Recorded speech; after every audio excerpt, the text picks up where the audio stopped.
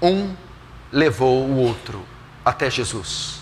O evangelismo consiste em levar pessoas até Jesus.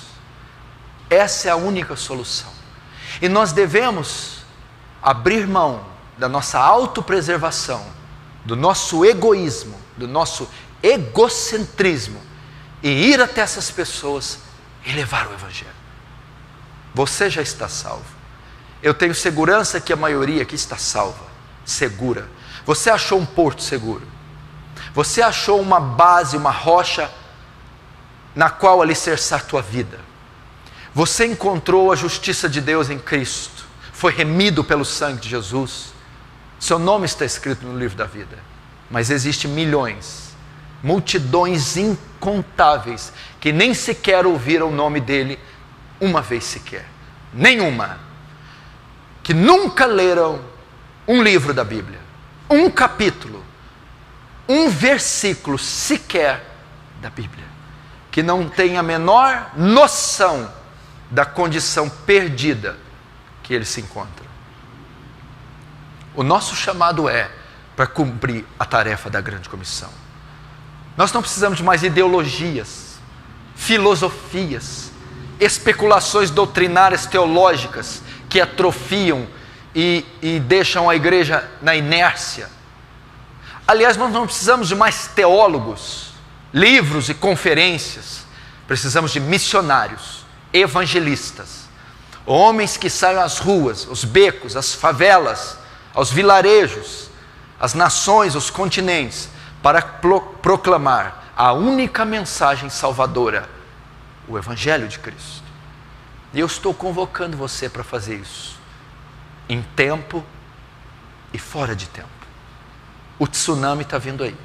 Aquele tsunami levou 288 mil pessoas, oficialmente. Foi o número dito. O pastor Ricardo Gutierrez, que esteve aqui falando do Afeganistão, disse que aquele número é mentiroso. Ele esteve lá 3 dias após a tragédia. Foram 2 milhões de mortos que aquela onda levou. 2 milhões de mortos. O mundo hoje tem mais de 7 bilhões de pessoas. 1/3 da população mundial nunca ouviu falar de Cristo. 2 bilhões e 700 milhões de pessoas aproximadamente nunca viram uma Bíblia, nunca ouviram o nome de Jesus, nunca leram um texto da Escritura, não têm a menor noção da sua condição. Porém, a onda que está vindo aí, ela tem proporções tão gigantes, tão intensas, que ela está vindo para devastar os mais de 7 bilhões de pessoas do mundo. É a onda da ira de Deus, é o julgamento, é a volta de Jesus, e nenhuma alma irá escapar. Quanto tempo você acha que nós temos? Você tem quanto tempo de crente? Vamos fazer aqui números. Você vai responder para você. Quanto tempo de crente você tem? X. Nesse tempo que você tem, quantas pessoas você levou para Jesus? Você vai responder, talvez nenhuma, talvez algumas. Então, nesse tempo todo que você teve, 2 anos, 4, 5, 10 ou 20, você demorou 5, 10, 15 para levar o número que você levou. Você viu quanto é difícil levar uma alma para Jesus. Quanto tempo você gastou orando, intercedendo, chamando, chorando. E quanto tempo você acha que nós ainda temos até que Ele volte? Até que você morra, até que o século se consuma. Temos muito pouco tempo. Por que temos muito pouco tempo? Para a quantidade de pessoas perdidas. Você lembra quando a AIDS nasceu em 86? E começou a epidemia, principalmente na África. E agora se instalou em todo o mundo, uma praga, uma peste. Você lembra da gripe suína, você lembra da peste negra, tifo, malária, hepatite, dengue.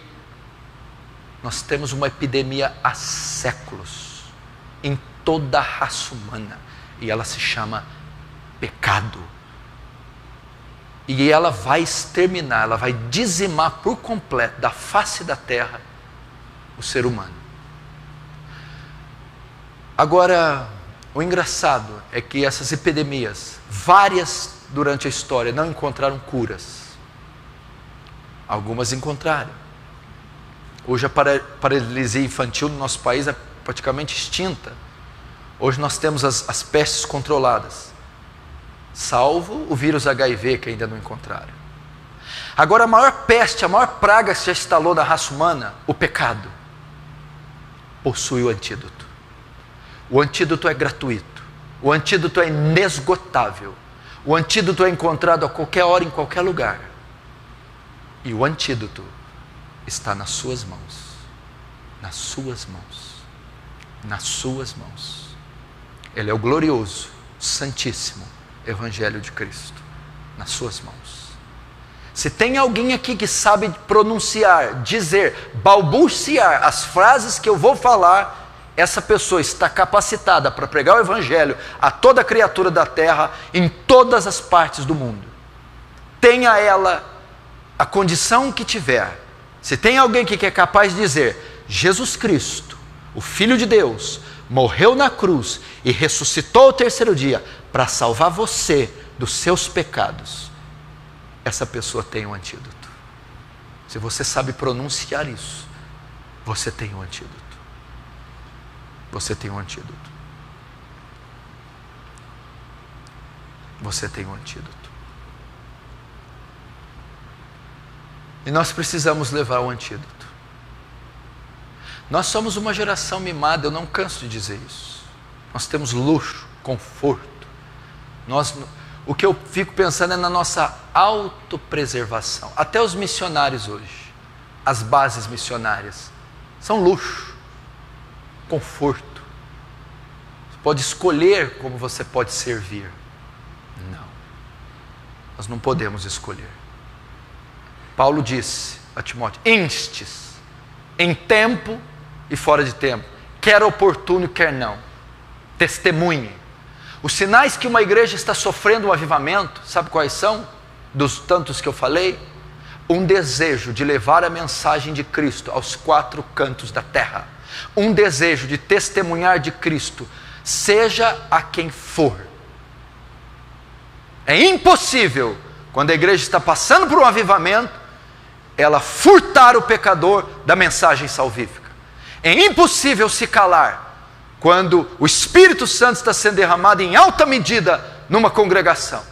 As pessoas alvoroçam as ruas, as esquinas, os hospitais, os asilos, as casas de recuperações, para testemunhar da fé em Cristo. Isso é avivamento, paixão pelas almas. Agora o que nós estamos fazendo? Nós precisamos fazer como eu ilustro aqui, aquele salva-vidas.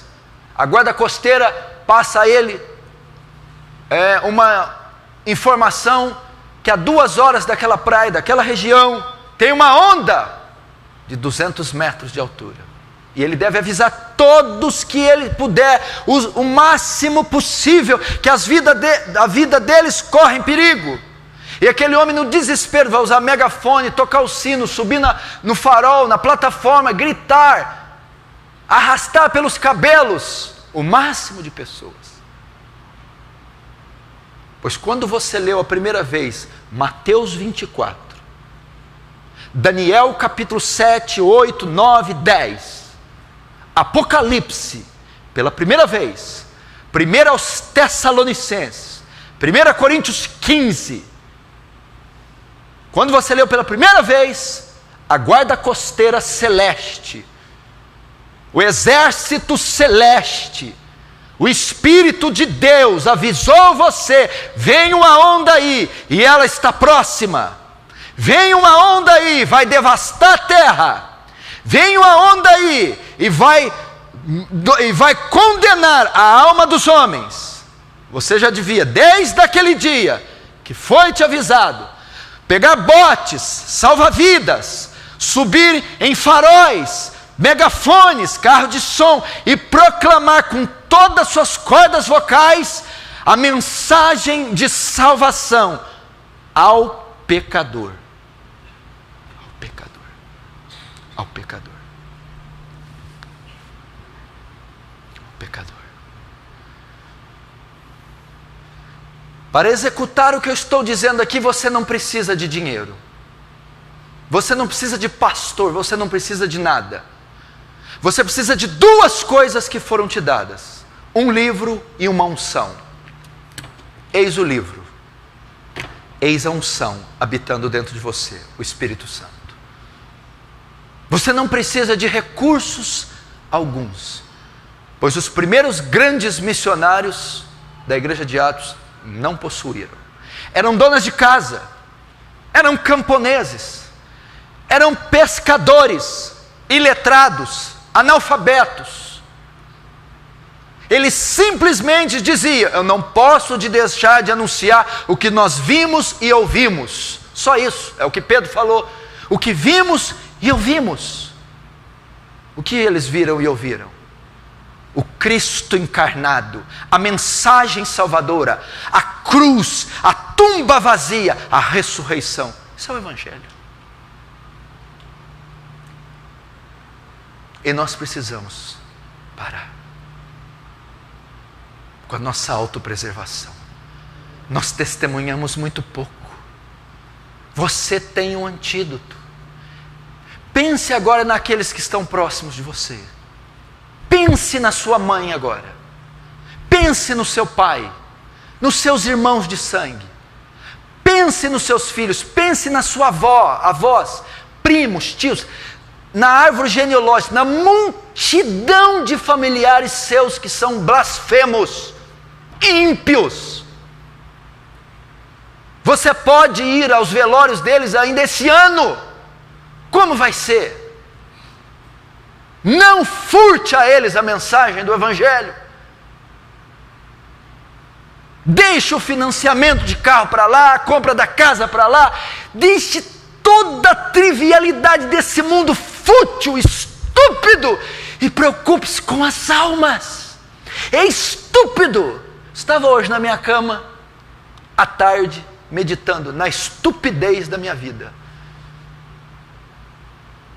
Todas as vezes que eu quero fazer algo fora do Evangelho, como descansar, viajar, comprar uma roupa, ir num restaurante, depois olhar a conta, eu falo: estúpido, estúpido, estúpido. Eu deveria estar me concentrando em almas. Você tem uma alegria momentânea, ver aquela mesa pista fria, aquela carne no churrasco, vê aquela blusa bonita na loja, troca aquele carro, põe uma planta bonita no jardim, compra um quadro, passa 8 minutos e 30 segundos, você fala: é estúpido, é vil, é fútil, é idiota.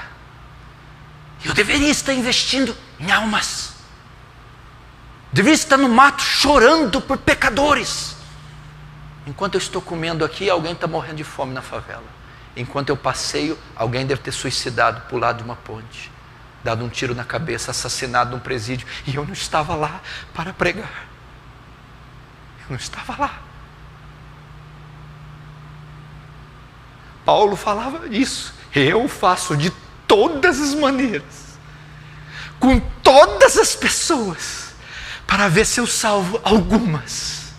Faço de tudo para com todos, para tentar salvar ao menos alguns. Almas, almas. 2016, 2015, pode dizer, foi o ano da esterilidade. Ninguém veio a Cristo. Foi o ano da preocupação pessoal. Eu, mim, comigo, minha dor, meu problema. Deixa eu dizer aqui, que dor que você tem? Que espécie de dor que você tem? Que conversa fiada é essa? Você tem o Evangelho, você tem o Espírito Santo de Deus, você tem o Santo Livro, e você vem me dizer que você tem problema? Você passou da morte para a vida, seu pecado foi cancelado, você de inimigo de Deus passou a ser filho. Como você pode se preocupar tanto com você? Você tem problema? Que problema você tem? O sangue de Jesus está sobre a sua casa. Os anjos do Senhor estão acampados ao seu redor. A sua oração é respondida. Problema? Não. A Arábia Saudita está com problema. O Paquistão está com problema. O Afeganistão. A França está com problema. A Índia está com problema. A Rússia. Seu patrão está com problema. Sua tia, seu filho, seu pai. Você não tem problema nenhum. O seu problema foi resolvido lá na cruz. A sua escrita de dívida foi cravada lá e está pago. Tetelestai. Está consumado. Você não tem problema algum. Você tem capricho.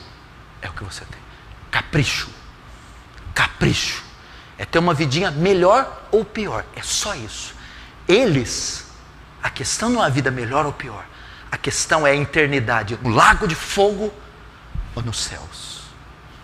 E você, por conta do capricho, está deixando essas almas ir para o inferno. Mal resolvido. O que nós estamos fazendo? Uma das maiores características de uma igreja bíblica é que se essa igreja é missionária ou não. É uma igreja evangelística. Eu nunca conheci uma igreja com essa qualidade. Nunca conheci uma igreja com essa qualidade. Louvores, a disciplina, a doutrina. Mas há 12 anos atrás, nas igrejolinhas que eu congregava, fraquinhas, não existia um sábado que terminava o culto, as pessoas não iam às ruas evangelizar. Culto de sábado. Lá na Avenida Presidente Vargas, ia do supermercado de São Paulo até cruzamento com a Brasil, ia na Brasil até a altura da Minas Gerais, onde está a Igreja Presbiteriana Filadélfia, evangelizando quem é que estivesse no caminho. Nós encontrávamos bêbados, prostitutas, drogados, católicos, testemunhas de Jeová. Eu tinha uma Bíblia, linguagem de hoje, com a foto escrita: o mais importante é o amor. Era distribuída para os novos convertidos. E um pai com um filhinho no pescoço, eu me lembro como se fosse hoje. Quem disse que eu sabia o que era soteriologia, escatologia, teologia dogmática, exegese, hermenêutica? Eu nunca vi falar isso. Não existia internet, pregação, ninguém conhecia nada. Eu só conhecia João 3,16 e sabia que Jesus Cristo morreu para me salvar dos meus pecados na cruz do Calvário. E nós saímos a dizer isto às pessoas todos os sábados, nos ônibus, testificando. Não existia um jovem naquela época que andava sem um folheto no bolso. Evangelístico. Hoje não, nós temos que ficar no WhatsApp. A reunião das irmãs, a conversa das irmãs calvarianas. Receita de bolo. Cabelo. Chapinha. Hã? Os tititis mas são calvarianas. Não são imorais, são puras, sabe? Mas vamos trocar trivialidades puras, trivialidades morais, futilidades santas. Olha que coisa boa, que nome. Vamos ficar fazendo futilidades santas, não pecaminosas.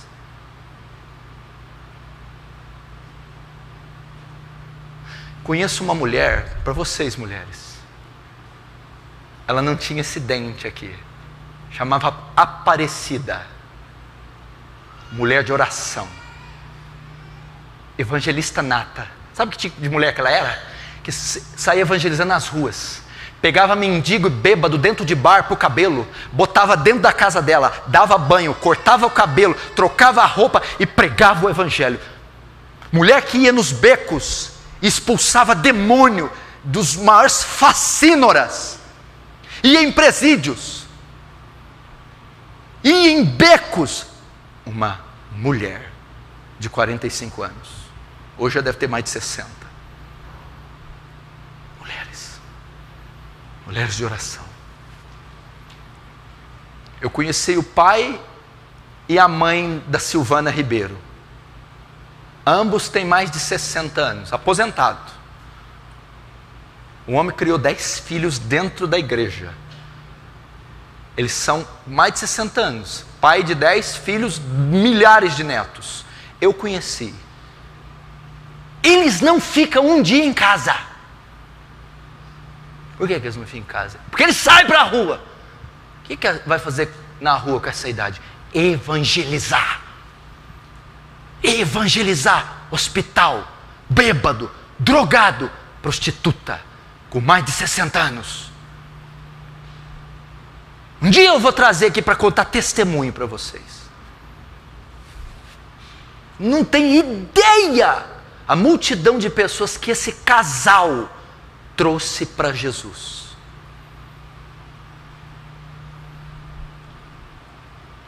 É a única solução que o mundo tem.